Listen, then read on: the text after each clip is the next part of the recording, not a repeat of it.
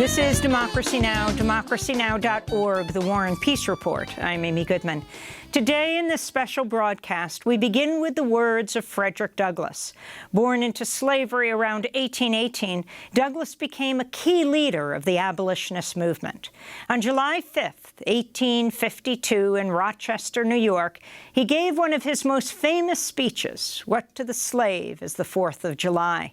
He was addressing the Rochester Ladies Antislavery Society.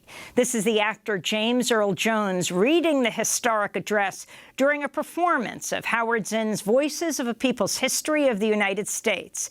This is the late, great people's historian, Howard Zinn. Frederick Douglass, once a slave, became a brilliant and powerful leader of the anti-slavery movement.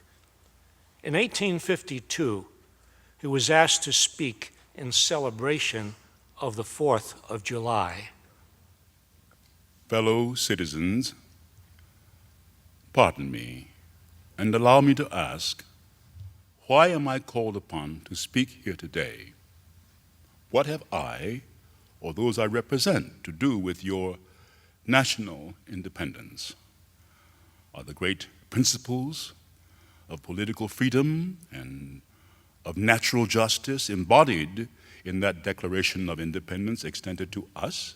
And am I, therefore, called upon to bring our humble offering to the national altar and to confess the benefits and express devout gratitude for the blessings resulting from your independence to us?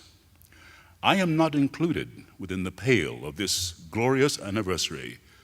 Your high independence only reveals the immeasurable distance between us. The blessings in which you this day rejoice are not enjoyed in common. The rich inheritance of justice, liberty, prosperity, and independence bequeathed by your fathers is shared by you, not by me. The sunlight that brought life and healing to you has brought stripes and death to me. This 4th of July is yours, not mine. You may rejoice, I must mourn. To drag a man in fetters into the grand illuminated temple of liberty and call upon him to join you in joyous anthems were inhuman mockery and sacrilegious irony. Do you mean, citizens, to mock me by asking me to speak today? What to the American slave is your 4th of July? I answer, a day that reveals to him more than all other days of the year the gross injustice and cruelty to which he is a constant victim. To him, your celebration is a sham. Your boasted liberty, an unholy license. Your national greatness, swelling vanity.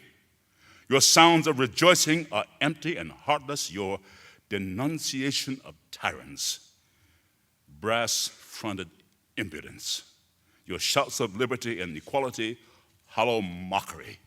Your prayers and hymns, your sermons and thanksgivings, with all your religious parade and solemnity, are to him mere bombast, fraud, deception, impiety, and hypocrisy, a thin veil to cover up crimes that would disgrace a nation of savages.